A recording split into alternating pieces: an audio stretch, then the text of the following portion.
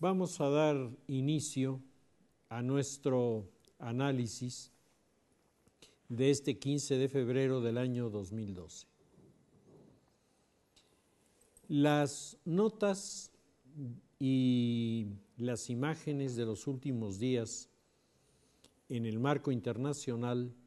nos vuelven a presentar el Medio Oriente como uno de los puntos neurálgicos,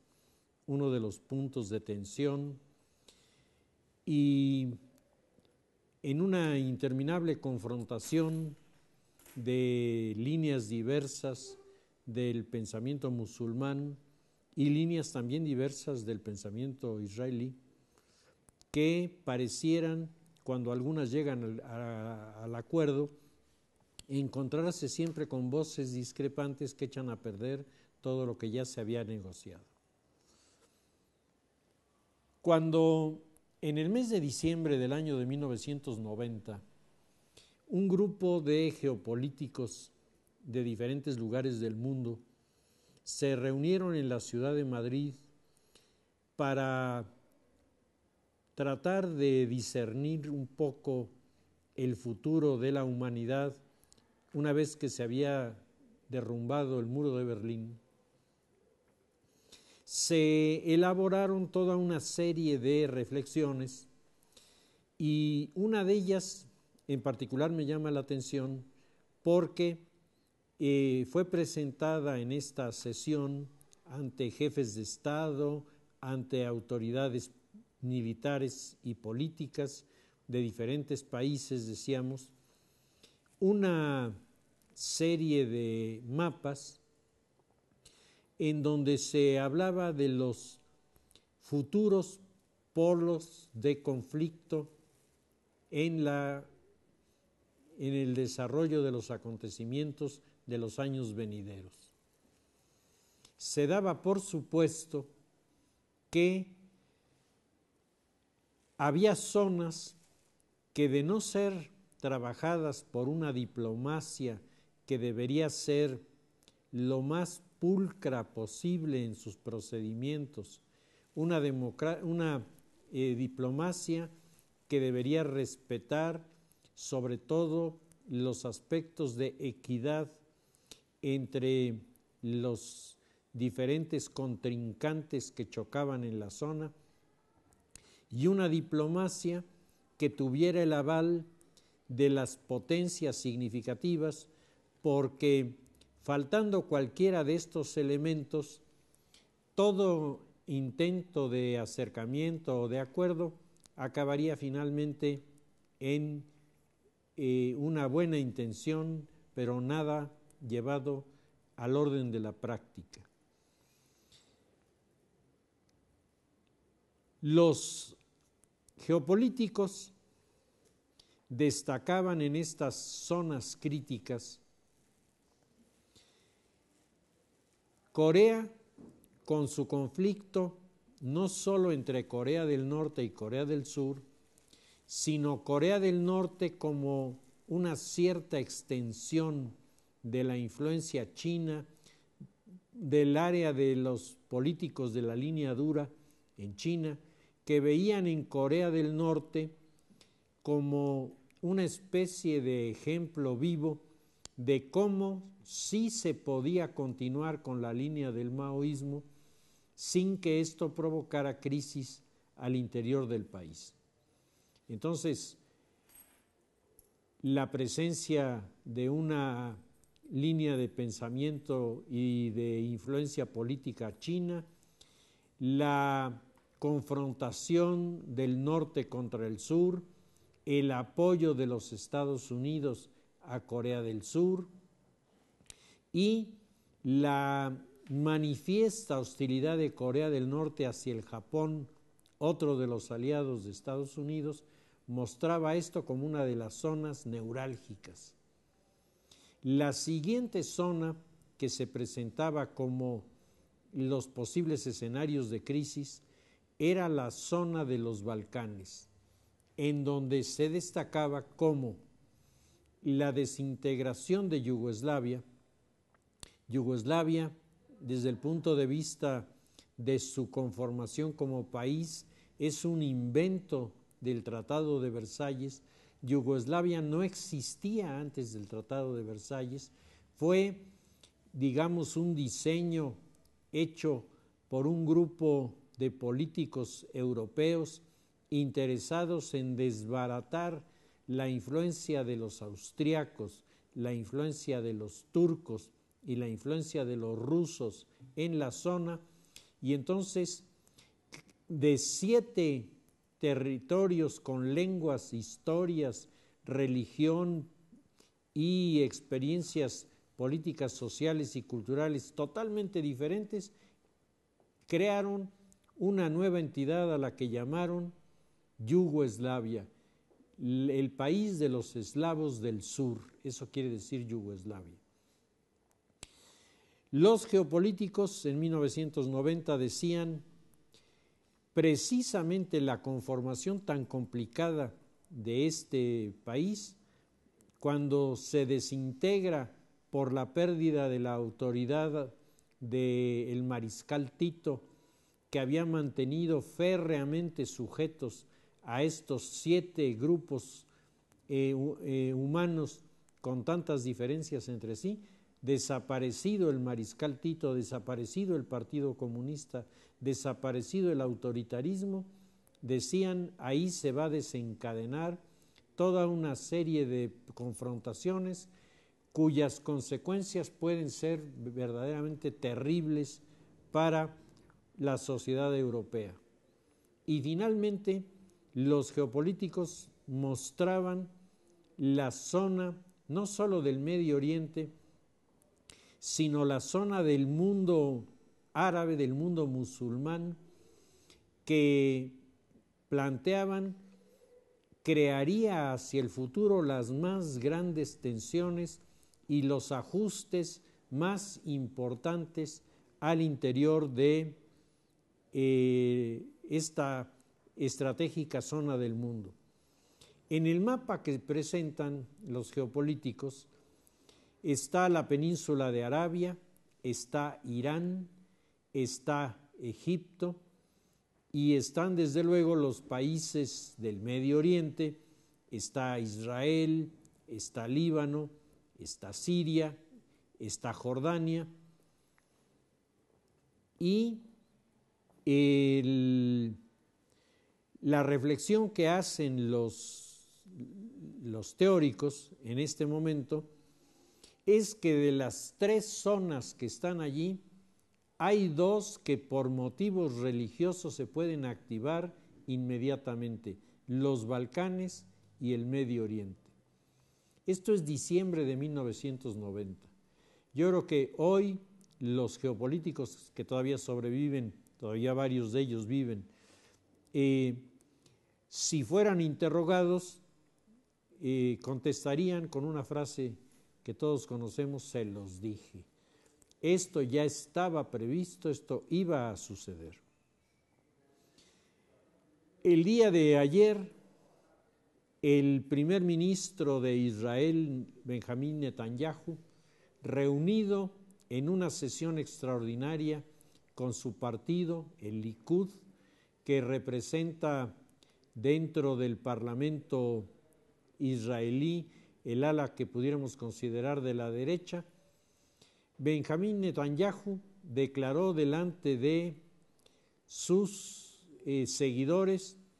que Israel está confrontando una de las situaciones más delicadas de los últimos tiempos, porque en el lapso de 2 meses se ha producido un atentado en contra de funcionarios de la Embajada de Israel en Tayikistán, un atentado contra funcionarios de la Embajada de Israel en Georgia, un atentado contra los integrantes de la Embajada de Israel en la India, que se hizo en Nueva Delhi, en donde se puso un coche bomba que explotó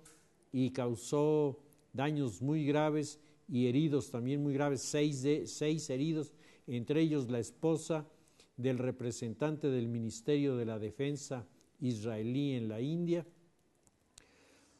Y un atentado contra la embajada de Israel en Tailandia, en Bangkok. Eso en 2 meses. Y los servicios de inteligencia de Israel, según la versión de Netanyahu, la Mossad ha presentado pruebas de que los atentados fueron llevados a cabo por el grupo Hezbollah, que es una milicia fundamentalista que opera en Líbano y que tenía como objetivo el crear incidentes que perjudicaran a Israel. Netanyahu señala que la fuerza de Hezbollah no está en Líbano, la fuerza de Hezbollah está en Irán y que por lo tanto se va convirtiendo en una especie de necesidad estratégica el comenzar a pensar en una acción de represalia contra Irán para que se suspendan estas manifestaciones de violencia. Simultáneamente se produce en la misma área otro foco de tensión extraordinariamente serio cuando Irán prohíbe a los barcos de guerra de los Estados Unidos cruzar por el estrecho de Hormuz para navegar en el Golfo Pérsico. La respuesta de los norteamericanos es inmediata. Su más moderno portaaviones, el Abraham Lincoln, cruza el estrecho de Hormuz y en este momento navega en aguas del Golfo Pérsico. Todo el mundo sabe que en la visión de la geopolítica en su acepción talasocrática, es decir, la visión de la política que utiliza el espacio geográfico en favor de una estrategia determinada, y en este caso una estrategia de una potencia marítima como Estados Unidos, el portaaviones es el equivalente en el tablero del ajedrez mundial a la reina. Y todo el que sabe jugar ajedrez sabe que cuando la reina se mueve, el tablero entero se pone en tensión. Los norteamericanos han movido su portaaviones, no han hecho maniobras, no han hecho nada, no necesitan hacerlo. La sola presencia del portaaviones es una señal de que Estados Unidos, el gobierno de Barack Obama, no está dispuesto a aceptar condiciones de los iraníes respecto de la navegación del Golfo Pérsico. Es más, un destructor norteamericano rescató a un pesquero iraní que estaba siendo atacado por piratas somalíes y el primer ministro de Irán, Ahmadinejad, declaró que todo esto había sido un montaje para tratar de encubrir los verdaderos intereses y las verdaderas ambiciones de los norteamericanos. Es decir, el tema se está envenenando y se está realmente tensionando terriblemente. El coronel Davis, un personaje que hasta hace algunas semanas era un desconocido, un ilustre desconocido en los escenarios internacionales, veterano de la guerra del Golfo, de la primera guerra del Golfo, veterano de la invasión norteamericana en Afganistán, acaba de publicar en los Estados Unidos un documento que le llama Informe Confidencial sobre Afganistán, en donde señala que la situación en Afganistán es mucho más grave de lo que Estados Unidos quiere reconocer y que en realidad la presencia norteamericana en la zona no está resolviendo los problemas para los que teóricamente se llevó a cabo este desplazamiento, no solo de norteamericanos, sino de una alianza muy importante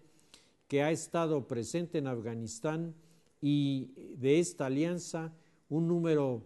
si no muy grande, pero cuando menos un número significativo de soldados que son normalmente soldados muy jóvenes, han perecido en la lucha contra los talibanes en Afganistán. Hoy los talibanes están mandando señales inequívocas de que quieren buscar un entendimiento, pero otros grupos extremistas en Afganistán, inspirados en buena parte por la organización de Al-Qaeda, están tratando de frenar cualquier intento de arreglo en esta zona también. Por lo tanto, nos encontramos con que Egipto, Túnez, Argelia, el Yemen, Israel, Líbano, Siria, Irán, están en plena ebullición y se están gestando cambios que todavía no vemos en su plenitud porque no ha aparecido todavía la figura, no ha aparecido todavía la corriente de pensamiento que al final de cuentas sea capaz de asumir el rescate de estos movimientos para darles una orientación definitiva. Lo que sí parece configurarse cada vez más es el escenario que Samuel Huntington en algún momento había descrito en su libro Choque de Civilizaciones. El texto de Huntington, que se ha prestado a muchas polémicas, el tema es polémico, ha sido malentendido por algunos que ni siquiera lo han leído, sino que hablan un poco de oídas, como si Huntington estuviera incitando, estuviera creando los argumentos para que se produjera el conflicto. Nada más lejano de la realidad. Huntington lo que dice, y lo dice un poco asustado, es que él ve que se está configurando el escenario de un conflicto en el que para él resulta muy claro lo que los musulmanes representan, pero él mismo dice que el calificativo de cruzados que del lado del fundamentalismo se le da a los dirigentes de Estados Unidos, de Inglaterra, de Alemania, está lejísimos de poder servir de camisa de identidad a estas personalidades que apuntan mucho más al mundo del pragmatismo que al mundo de las identidades religiosas. Sin embargo, el tema de lo religioso es un tema que se está volviendo un tema de complicaciones. Las persecuciones que han comenzado de los fundamentalistas contra los coptos en Egipto, las persecuciones en Nigeria, las persecuciones en diferentes lugares del mundo africano en donde los musulmanes son el factor predominante, me parece que marcan una señal de alarma en este sentido. Y precisamente Huntington lo que indicaba es que las categorías de orden religioso que son tan importantes y tan relevantes para el mundo musulmán podían en un momento dado, debido al análisis que se hace de la política con el contenido religioso de parte de los gobiernos musulmanes, precipitar el desencadenamiento de conflictos que rebasaran totalmente, por un lado, lo previsible y por otro lado, lo manejable, y entonces el asunto se convirtiera en un fenómeno de una magnitud verdaderamente impresionante. En la teoría de Huntington, nosotros podemos entender que este autor está recogiendo la interpretación de los períodos de la historia hechos desde la perspectiva de las guerras, desde los conflictos. Es decir, esa teoría que dice que en un principio los grupos humanos se confrontaron entre los clanes sedentarios que eran desafiados por los clanes de los recolectores y de los pastores que chocaban con ellos. En la siguiente etapa se produce el enfrentamiento de los pueblos, los asirios, los egipcios, los hititas, chocan entre sí para tratar de establecer la hegemonía de alguno de ellos. Esta lucha de los pueblos termina con la invasión de los bárbaros en Europa y el desmantelamiento del Imperio Romano. Vendría inmediatamente después la guerra de los príncipes, los emperadores y los papas, que es el período que abarca básicamente la Edad Media, aunque en la línea de los príncipes y los reyes se prolonga un poco en la modernidad. Pero la siguiente etapa sería las guerras que se dan por el crecimiento de los imperios coloniales, el imperio colonial español, es decir, la conquista de América, y los imperios coloniales del resto de los países europeos, es decir, la conquista de África y de Asia. Esta etapa daría paso al conflicto entre las naciones, que es característico del siglo XIX, en el que el choque de los diferentes estados que comenzaban a estructurarse marca permanentes guerras muy localizadas entre los austríacos y los italianos, los austríacos y los franceses, los italianos con los estados pontificios, es decir, toda una confrontación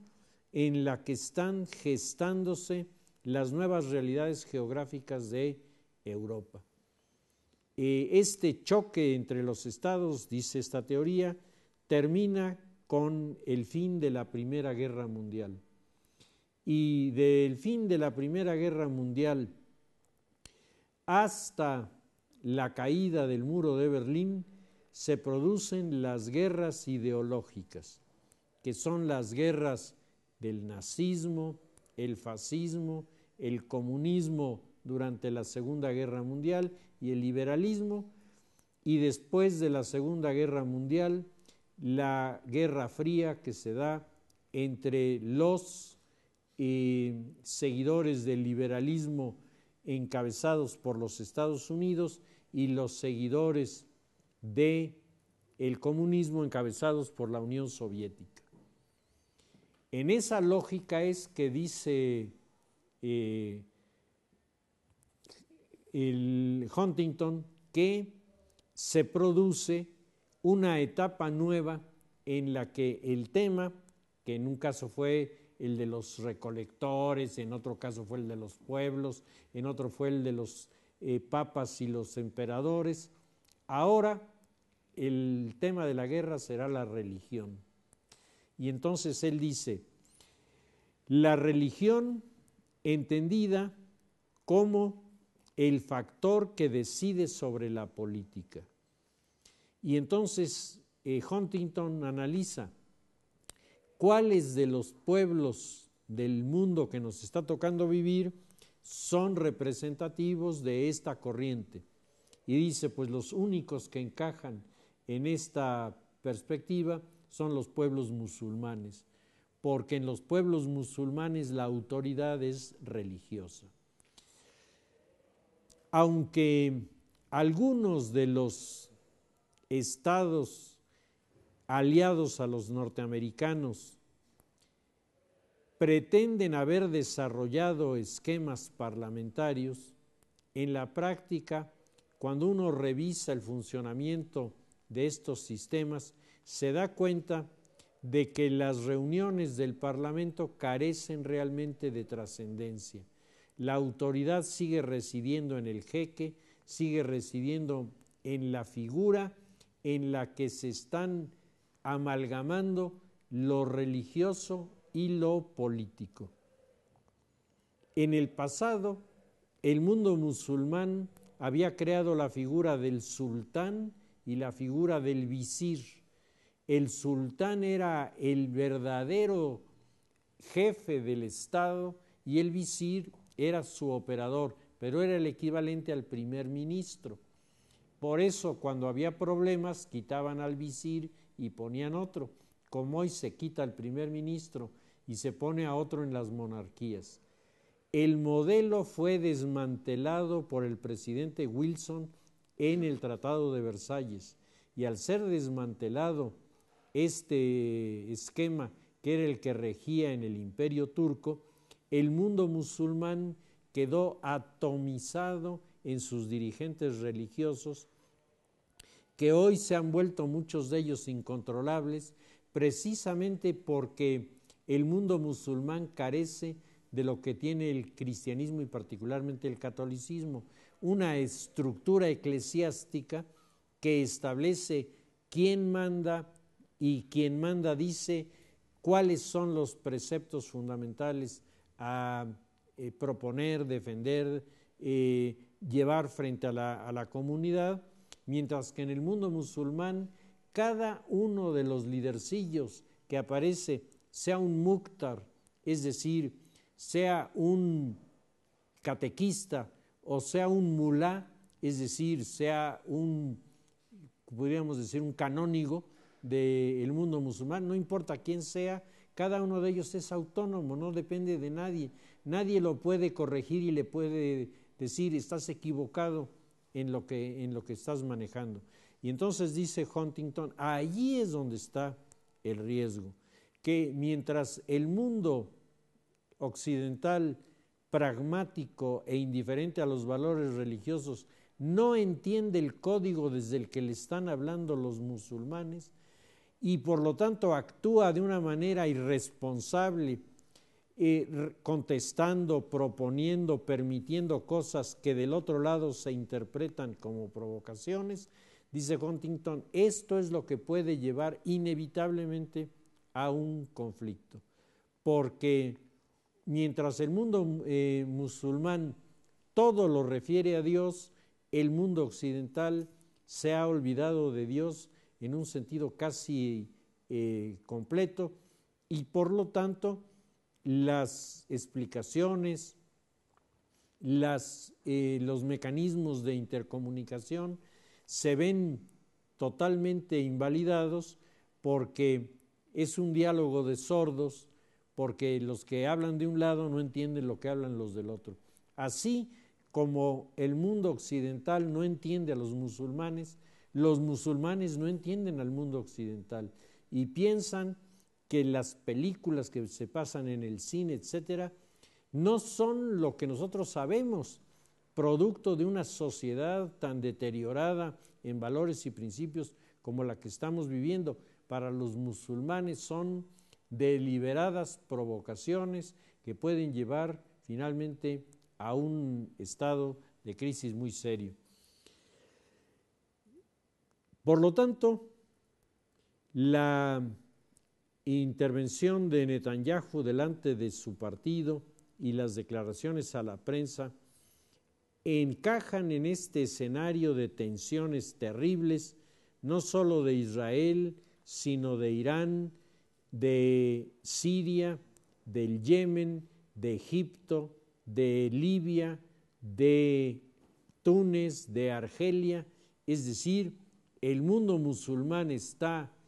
en este momento en una actitud de agresiva respuesta a las llamadas provocaciones del mundo occidental, mientras el mundo occidental se encuentra en la peor de las posiciones. Menosprecia a los musulmanes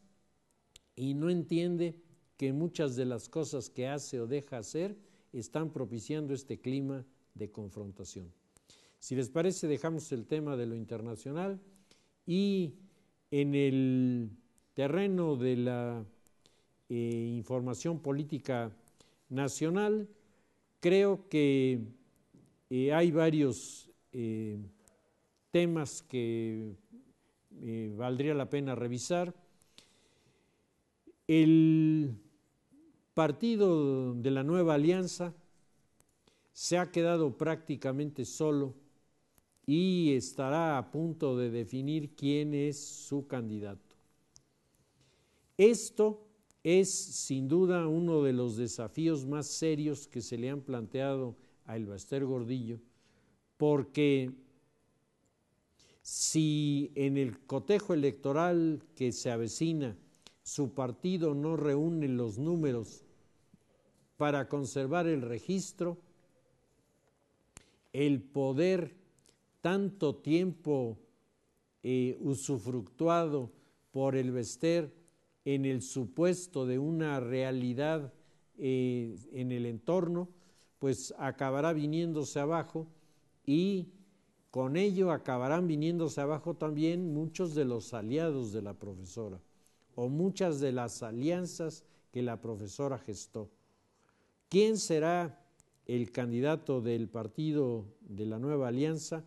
Es una incógnita, pero Camacho, el caricaturista del periódico Reforma, pone la imagen de la profesora besando a un sapo al que le va a poner la corona de rey, es decir, cualquiera puede ser el candidato porque no depende de él, cualquiera es un sapo, ¿sí? Es ella la que tiene el don de convertirlo en príncipe y en el delfín de su partido. Por su parte, Andrés Manuel López Obrador ha venido manifestándose con mucha cautela porque las últimas encuestas han puesto al PRD en una situación incómoda. Incómoda porque de los 3 candidatos que están concursando, el único que lleva 6 años manejando la idea de ser candidato es Andrés Manuel López Obrador. Y esto supondría que en el momento en el que se ausculta a la población tendría en primerísimo lugar a una figura como la de Andrés Manuel. A lo mejor un poco más arriba, a lo mejor un poco más abajo de la de Peña Nieto, pero en una competencia cerrada con Peña Nieto. Y los números no dicen eso. Los números dicen que Andrés Manuel López Obrador tiene 19 puntos de aceptación en la sociedad frente a 24, 25 que tiene Josefina Vázquez Mota y 32 que tiene Peña Nieto, que se ha caído 20 puntos. Es decir, el escenario político es un escenario lleno de sorpresas. Andrés Manuel López Obrador el domingo manejaba estos números y no deja de ser interesante su punto de vista. Dice Andrés Manuel López Obrador: las encuestas que se han publicado me están colocando en tercer lugar. Y entonces viene lo asombroso y dice, y lo acepto.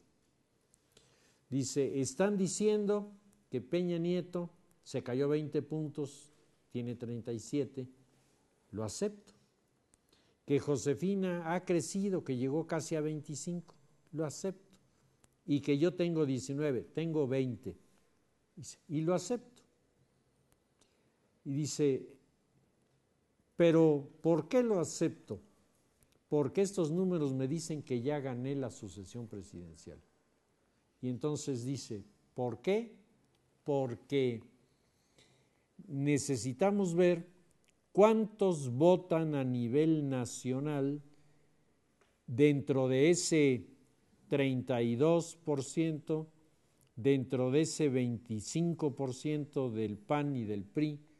cuántos van a votar del padrón universal. Y entonces todo indica que el número de votaciones va a ser muy corto. Entonces, ahí es donde viene mi diferencia, porque va a votar el 60%, cuando mucho, de la población, y de ese 60 yo sigo teniendo el 20, porque soy el único que tiene un voto duro que no va a cambiar. Es más, un voto duro que se va a enriquecer en las votaciones, mientras ellos que no tienen el voto duro se van a dar cuenta, sus seguidores, de que están perdiendo, y muchos que piensan en el voto útil se me van a correr. Ya gané, ya soy el presidente de la República. Entonces, el argumento no deja de ser interesante. O sea, lo pensó bien, lo asesoraron bien, pero en el orden práctico, sin duda, es para López Obrador motivo de inquietud. Para tranquilizar un poco sus inquietudes, lo llevaron a Nuevo León, en donde le reunieron un número impresionante de personas que fueron a ver a Andrés Manuel López Obrador, al mismo tiempo que en la Ciudad de México le estaban reuniendo,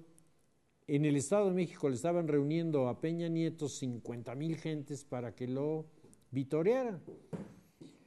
Y entonces, en medio de estas representaciones,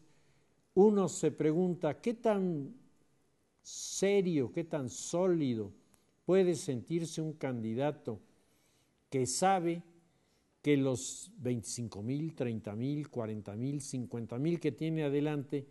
fueron llevados ahí acarreados y que cada uno de ellos está con su lonchera y su camiseta esperando nada más que se acabe el mitin para regresar al lugar donde lo trajeron y que no tiene un arraigo realmente ni con el candidato, ni con su programa, ni con su proyecto. Estos actos, sin duda, en el pasado impactaban mucho. A mí me parece que están perdiendo cada vez más su poder de convencimiento en la sociedad. La sociedad mira con mucho escepticismo, cuando no con mucho descontento, porque sabe el dispendio monumental que significa la movilización. Ustedes calculen cuánto habrá significado en inversión el transporte de 50,000 personas para oír a un candidato, porque a la vieja usanza del PRI se contratan camiones, se contratan personas que hacen el reclutamiento, se contratan personas para elaborar las bolsas que se les dan con el lunch, se contratan toda una serie de servicios para el evento en sí, y todo esto significa miles y miles que sumados acaban en millones de pesos en un evento de este tipo, que decíamos ni siquiera se traduce en la ratificación de los asistentes a una lealtad política, que si así fuera muy discutible, pero diríamos, bueno, tiene una finalidad, es solamente cubrir el expediente de la presencia de mucha gente que dicen que va a alabar a la gente. Yo me acuerdo que en una ocasión alguno de los analistas comentaba que en la época de Gustavo Díaz Ordaz fue a Monterrey y el gobernador de Monterrey, Luis Farías, le hizo una reunión impresionante que le gustó mucho al presidente, a Gustavo Díaz Ordaz. Cambia el gobierno y sube al poder Luis Echeverría, y entonces llega Luis Echeverría a Monterrey y lo mismo, le hacen una presentación impresionante, y entonces este analista dice, ¿cuál es la diferencia de apreciación de el presidente Díaz Ordaz y de Echeverría? Dice, Díaz Ordaz se volteó y le preguntó a Luis Farías, oye Luis, ¿cuánto te costó el evento? Porque te salió muy bien. Dice, Luis Echeverría se volteó y le dijo, señor gobernador, mire cómo me quiere su pueblo. Dice, son dos formas de ver el mismo escenario, es decir, un escenario trasladado, una democracia acarreada, que se pone enfrente de la gente y está vitoreando a cualquier nombre que se le proponga, pues porque para eso está, pero en realidad no hay una conexión entre los que están abajo y los que están arriba. Y Bueno, a ver, la anécdota de los priistas en el Estado de México, cuando llegó Jan González, que le decían a la gente que gritara Jan, Jan, Jan, y la gente decía, pues es que no somos bilingües, ¿sí? O sea, digo, cosas verdaderamente disparatadas que hablan de, primero, el tipo de gente que llevan, la preparación que tienen y lo más importante, la conexión entre auditorio y político que se presenta. Si esto lo aplicamos a los dos mítines celebrados, uno con López Obrador y uno con Peña Nieto, habrá que preguntarse realmente si esta manifestación avala lo que dice López Obrador en el sentido de que los voy a sorprender porque en el momento de las votaciones yo tengo el voto duro, es decir, mi gente no se echa para atrás. Y ahora sí tengo la estructura, además dijo, ahora sí tengo la estructura para defenderme, a mí no me vuelven a hacer un fraude. Está adelantando desde ahora que si él pierde es un fraude, pero que ahora sí se va a defender. Entonces, hay toda una serie de mensajes en el orden político que no dejan de resultar inquietantes en una percepción de López Obrador que parecía tener un discurso mucho más tranquilo. De hecho, hay un contraste entre el discurso de López Obrador ante la gente en el mitin en Nuevo León y luego la reunión que tiene con la iniciativa privada a la que López Obrador le ofrece todo tipo de garantías para desarrollar sus labores, le dice que no entorpecerá en momento alguno la situación que se está provocando de desarrollo y de ampliación de la planta de trabajo, que todo esto será respetado y que todos pueden estar tranquilos en esta vinculación entre el PRD y el partido y los sectores de iniciativa privada. Sin embargo, los sectores de la iniciativa privada quedaron un poco inquietos por el discurso en la calle, porque contrastaba un mensaje de tranquilidad, de paz, de que todo está llevado por el Estado de Derecho, y la otra de no se atrevan a decir que yo perdí, porque ahora sí me voy a defender. Entonces, el PRD tiene este planteamiento que sin duda va a provocar toda una serie de comentarios con la sociedad. López Obrador, por otro lado, está tratando de ganar la confianza con el sector privado y anunció lo que sería un gabinete tentativo. Y en este gabinete tentativo propone a Bernardo Batis como encargado de la Procuraduría de la PGR, a Manuel Mondragón y Calv como encargado de Seguridad Pública, a Marcelo Ebrard como secretario de Gobernación, a Juan Ramón de la Fuente como Educación Pública, a Rogelio Ramírez de la O para Hacienda, a Claudia Sheinbaum para Secretaría del Medio Ambiente, a Javier Jiménez Espriu para Comunicaciones y Transporte, a Fernando Turner para Economía, a Adolfo Helmuth para Energía, a René Drucker, Ciencia, Tecnología e Innovación, María Luisa Albores, Reforma Agraria, Víctor Suárez, Agricultura, Sergio Rodríguez, Salud, José Agustín Ortiz Pinchetti, Trabajo y Previsión Social, Miguel Torruco Márquez, Turismo, Genaro Góngora Pimentel, Consejería Jurídica de la Presidencia, Raquel Sosa, Desarrollo Social, Berta Luján, Honestidad y Combate a la Corrupción. Hay varios nombres aquí de personas que, digamos, dentro del entorno de la sociedad civil tienen algún reconocimiento, otras están, digamos, de alguna manera pactadas con estos sectores de la iniciativa privada para tratar de presentar un esquema que resulte más cómodo y más amigable. Y en ese sentido me parece que Andrés Manuel López Obrador está anotándose un buen punto, porque los otros dos candidatos tienen ahí un cuestionamiento de, bueno, ¿y con quién vas a armar tu gabinete y quién va a atender sobre todo los problemas más urgentes que la sociedad necesita? El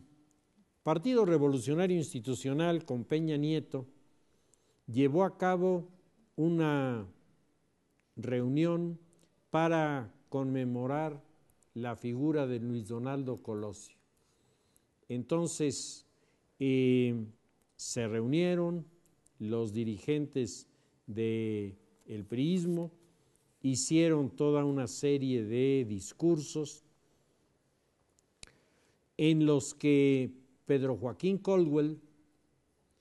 hace una demanda al gobierno federal en el sentido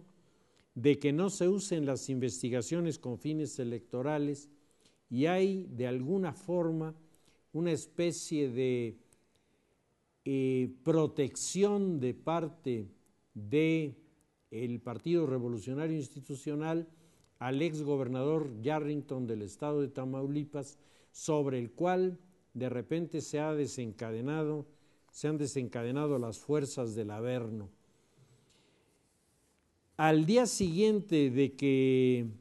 hace su declaración Pedro Joaquín Caldwell en el sentido de que se están utilizando de manera injusta y muy manipulada las acusaciones, el periódico Reforma publica en primera plana documentos de la DEA que acusan a Yarrington de estar sostenido por el narco.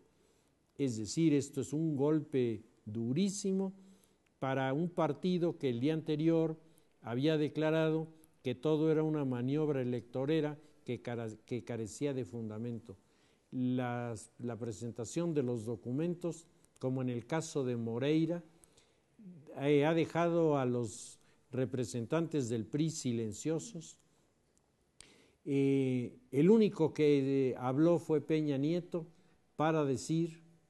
yo me deslindo de este problema y si la autoridad está investigando, yo lo que pido es que la investigación se apegue al derecho y fuera de eso prácticamente yo no compro este pleito. Lo que sí había hecho el presidente de su partido el día anterior. Lo más impactante de la reunión sobre Luis Donaldo Colosio es la declaración no la declaración, sino la opinión que pone en las redes sociales el hijo de Luis Donaldo Colosio, Luis Donaldo Colosio Riojas, pone una nota en su Twitter donde dice: hablando como ciudadano, les digo a este tipo de gente, los mexicanos estamos hartos de su pobre actitud democrática, estamos hartos de su alarmante falta de ideas originales y argumentación coherente y responsable. Estamos hartos de la falta de debate, de propuesta y de planificación responsable. Estamos verdaderamente hartos de sus guerras sucias y la constante mutilación que le causan a la democracia mexicana. Eso escribe el hijo de Luis Donaldo Colosio el mismo día que el Partido Revolucionario hace esta reunión en que celebra con una tamalada lo que era la rememoración de la figura de este personaje que, si todos recordamos, fue el inicio la muerte de Luis Donaldo Colosio, el inicio de la caída del régimen del Partido Revolucionario Institucional. A partir de ese momento, las condiciones se fueron dando para que la sociedad civil le cambiara el rumbo a este escenario. El Partido Acción Nacional está en un momento muy complicado para su estrategia. Josefina Vázquez Mota ha sido definida como candidata de su partido, esto ya está claro. Me parece que al interior del partido Josefina ha actuado con inteligencia y sus contrapartes han jugado hasta el momento de manera correcta y por lo tanto el Partido Acción Nacional, decíamos, sale robustecido del proceso de selección. Pero el que haya salido robustecido no quiere decir que se haya resuelto el problema tan serio de la ubicación en el conocimiento de la opinión pública de Josefina Vázquez Mota en relación con el resto de sus competidores, sobre todo Peña Nieto y López Obrador, que en conocimiento de la sociedad están más arriba. Y esto pone un punto de alerta. El día de antier, Zuckerman estaba revisando las candidaturas de los partidos y Leo decía: yo no sé qué espera el PAN para poner verdaderamente un programa que le dé un dinamismo a Josefina que le permita alcanzar los números que tiene Peña Nieto,